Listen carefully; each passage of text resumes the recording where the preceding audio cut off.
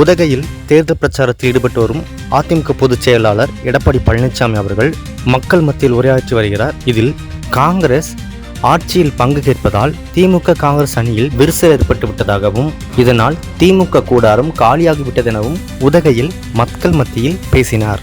இன்றைய தினம் காங்கிரஸ் கட்சியினுடைய சட்டமன்ற தலைவர் ராஜேஷ்குமார் எம்எல்ஏ அவர் பேசினார். தவறு இல்ல, அடுத்த ஆண்டு நடைபெற்ற சட்டமன்ற பொது தேர்தலில் பாதிக்கு பாதி சீட் எங்களுக்கு வேணுங்கிறார். மொத்தம் 234 சீட் இருக்குது, அதுல காங்கிரசுக்கு 117 இடம் வேணும்னு அவர் பேசுறார்.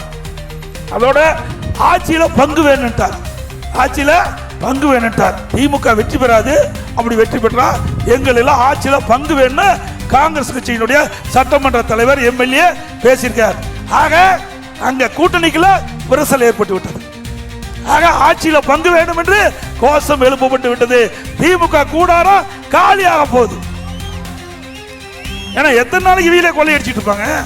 அவரு வேடிக்கை பார்த்து பார்த்து சலிச்சு போச்சு பாவம்.